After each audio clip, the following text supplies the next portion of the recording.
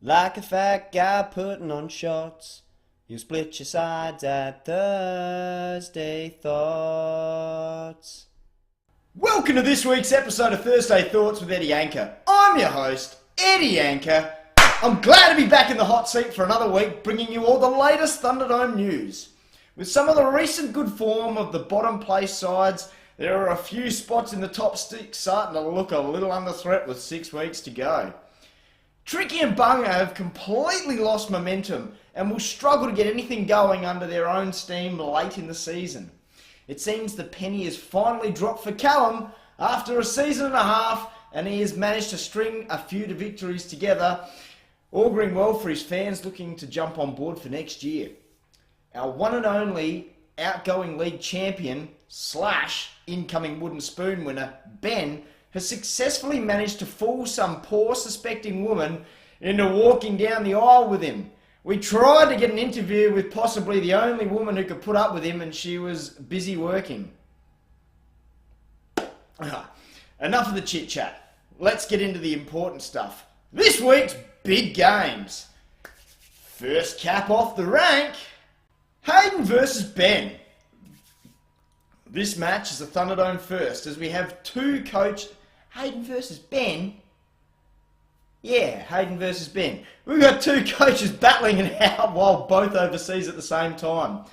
Ben a little more literally than Hayden, as he's actually over the sea, as he coasts across the Pacific Ocean on a hard-earned holiday. After a solid season in which he's so far yielded a total of 4 wins, he feels he needs to get away from the grind of day-to-day life and relax. He will be out of range and unable to make any changes to his team this week. Strangely enough, this information was enough for the bookies to wind his price in from $10 to $4 for the victory.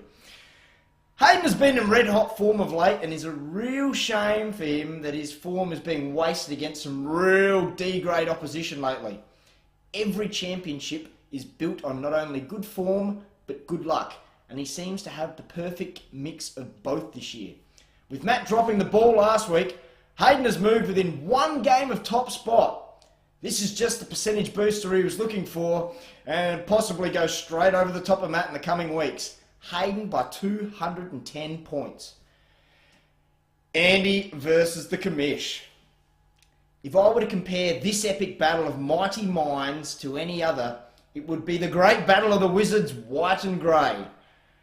Two absolute powerhouses in their own right, one representing good, honour, integrity and fair play. The other is Andy. This match looks set to be one of the all-time classics, as both of these teams hit this match with most of their team available for selection and in form. The commish has a very poor record against Andy in recent times, losing his last 2 to him. He will be hoping to do the same sort of damage to Andy's season this year that Andy did to the commish last year, when he blatantly tanked to the eventual winner in Ben, ensuring Ben's league victory last year. Just for being a cunt, I hope Andy loses. And he will. The commish by 30 in a close one. 2 giant fingers to Andy. Chris versus Steve. This match will be a big fat bowl of uninteresting soup with a side of shit cunt croutons. What a couple of losers. Steve is the worst coach in history, with 2 certified shit years in the Thunderdome, and Chris is quite simply choked on draft day. I think politician is the perfect career path for him to follow, the way he went all Bambi in the spotlights on draft day. As far as the match goes, the result is of little relevance to anything. Their players don't even want to play. They've actually suggested just tossing a coin on Friday night to see who gets the 4 points, to be honest.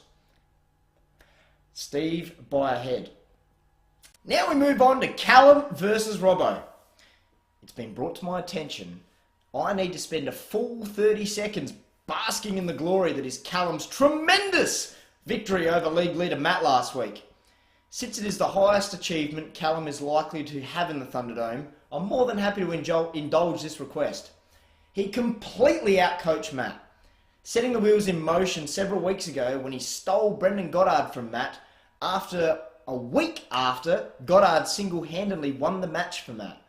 What a fucking loser. That's like sacking Glenn Boss after Mackay Diva won her 2nd Melbourne Cup. Alright, let's check. Yep, that was 30 seconds. I've actually got a special egg timer. I think it's called the Callum Clock app. Basically all it is a video of him banging a chick. You know, the 30 seconds is up when the movie's over. It actually doubles up as an egg timer. You can just use the extended version of the video.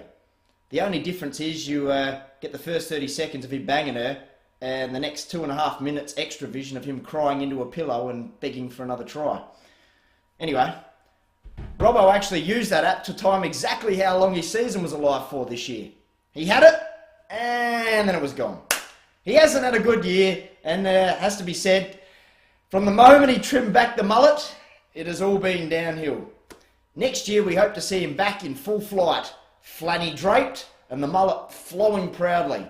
Until then, the losses will roll on. Callum by 175 points. Matt versus Tricky.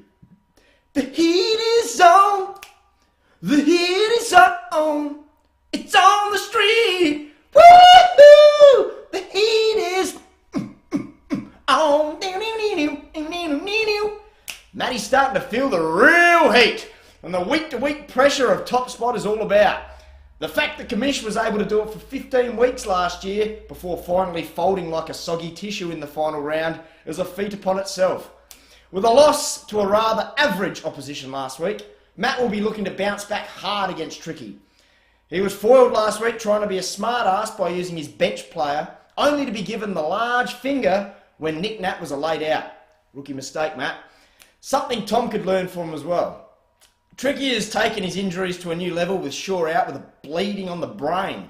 There are rumours circulating that other players missing from his team this week in Monfries and Watson have actually been removed from action due to the possibility of a conviction in their impending drug case. When Tricky was approached for comment on the issue, all he could say was, "They fucking wouldn't want to be. The least they could do is share them with me." With the good of the league on the line, I want Matt to lose and bring it back to an even competition. Tricky by 73 points. Bunger versus Tom. This isn't the first time these two have gone head to head.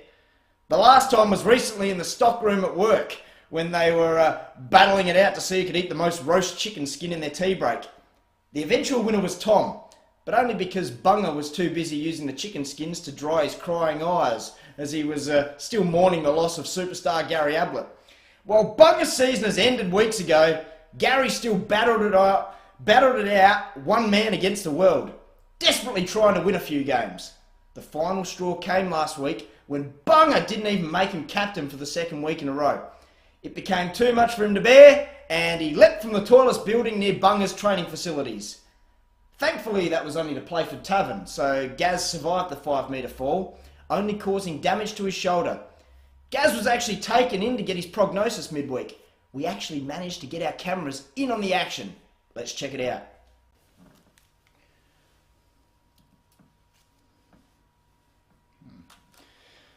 Yes. G'day, Gary. Thanks for coming down. Now, we've taken a look at your x-rays and the MRI scans, and we've done that, and I'm happy to say you've been lucky to escape any serious injury from your fall. What do you mean, Doc? It's incredibly sore. I can hardly move it up and down. I haven't even been able to do more than 51 arm push-ups since the injury. Well, I'm not sure what to tell you. You sound a little disappointed, Gary. I thought you'd be over the moon. Perhaps I'm not making myself clear. You are being given the all clear.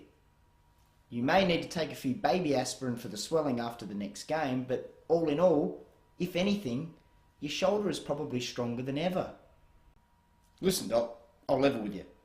I can't go back. I just can't. The bloke in charge of my team, he's a fool. He keeps dropping all our good players. He brings in blokes I've never heard of, like Matt Thomas and Ben Howlett, and he expects me to pick them all up and carry them on my back every week. I just can't do it anymore. This injury is my only way out. I can't deal with him anymore. He doesn't make me captain. He keeps calling me Gary Abel. Everyone hates me now because of him. I had to use a lot of shaving cream to shave my head before I came to this team. A lot more. Now it all just falls out. So what do you take to get me out of this? I'll let you do the surgery. Look, just think of it as match practice. Cut me open. I don't care. Money? Is it money? Can I get you money? I've got a huge contract. I can get you money. What about drugs? Look who I'm talking to. You don't need my help to get drugs. Now, listen, Gary, we've all got our problems, but I can't risk my medical license just because you hate your coach. You have to deal with your own problems your own way. Fine, whatever. Here, look. Just... Here, operate. Do something. Wow, explosive insight there. It seems Gazza might have actually been trying to create his own exit clause in this contract.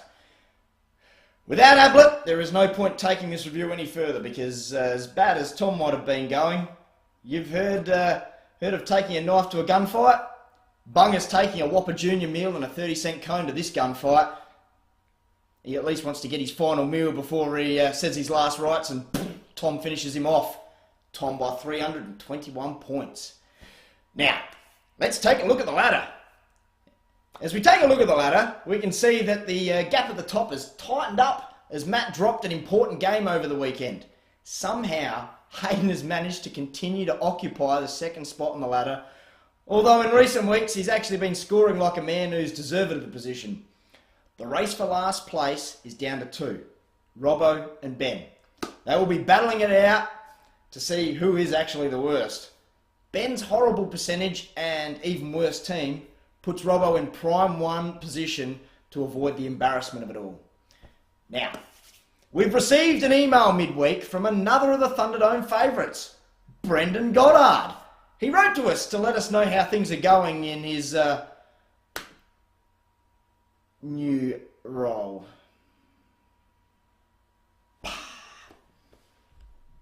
Now, we received an email midweek from another of the Thunderdome favourites, Brendan Goddard. He wrote in to let us know how things are going in his world. He must feel like a bit like Walter White, a clean-skinned ranger, very much a saint, who is now hanging out in a world of druggies that he never knew existed, just for a few extra bucks. We cross over to Bomber headquarters to hear what he has to say. Before I start my interview, I'd just like to say, I love the show.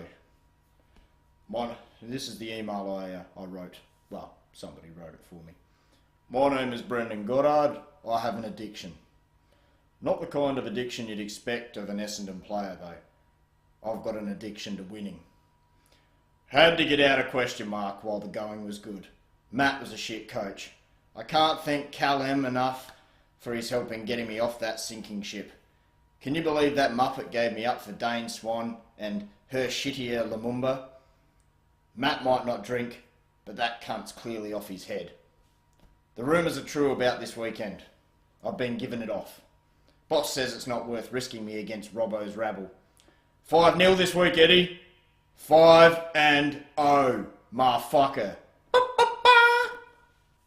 Thanks a bunch for that, BJ. It's always good to hear a player not too dignified to slag off his ex-coach. Now, where are we at? Free Agent of the Week! Very few opportunities come around to give this man any sort of recommendation in the fantasy football world. But, if ever there were a week, this would be it. With a flogging likely on the cards, I can see Ryan Crowley finally being given a bit of licence to roam and find his own ball for the one and a few times this year. With a previously good record against the GWS and only one decent midfielder to worry about tagging, couple all that with the impending flogging coming the way of the GWS on the big Subiaco ground, and it's a recipe for a big score. This could be his only chance at being a free agent of the week, so I've slotted him in. Just for shits and giggles, a second free agent of the week is Matty White, who this week is actually playing against his old team, the Tigers, on the fast track under the dome. He will be out to impress in a big way, so keep an eye out for him. Alright, it's that time of the week again. Everybody's favourite, Eddie Anker's Weekly Wanker. I think the time has finally come to unleash a little on this week's wanker. Let's be honest, it's been a long time coming. Every week we endure his tiresome tales of woe, of how the world is against him, and that he hates Supercoach once more. Everything is sunny on this bloke's side of the street when he's winning and things are going his way. He's looking for fun and feeling groovy while he's on a big streak. But the second the slightest grey cloud hovers over his team, the toys are out of the cot, and he spits the chewy with rants of, "I hate Supercoach" and "I quit Supercoach, this is fucked." I have it on good authority. Now I've been sitting on this little nugget for a while. This week's wanker was recently involved in a social church league basketball final. His team, the Bible Ballers, were up against the Lord's Layups. It was said to have been a civil game until the very first foul of the game, double dribble by his teammate, set him into a fit of rage. He ran and through the nursery, kicking toddlers and throwing Lego. He headbutted a nun and then fly kicked the referee in the eyeball before kicking the ball away in disgust and walking off the court. The end result was his team lost the grand final by a solitary point.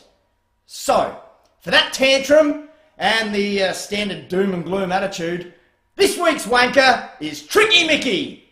Enjoy your corporate box, Tricky. That's all we got time for this week. Thanks for tuning in. See you next week. Same bat time, same bat channel.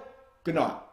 Thursday night is here again, a little after 10:15. The wife's asleep, the children too. That leaves a man with one thing to do. Bring out the laptop, it's time for your date. Settle in and learn your fantasy fate. With a bang, Eddie welcomes you in. He turns his hat, then it's time to begin. The week that was, you might rather forget. Who is the dud and who is the jet? Start the weekend with a dose of the anchor. Laugh your ass off at weekly wanker. Like Federer down at the cots. Here's your servile Thursday thoughts. Like a hobo eating his watts.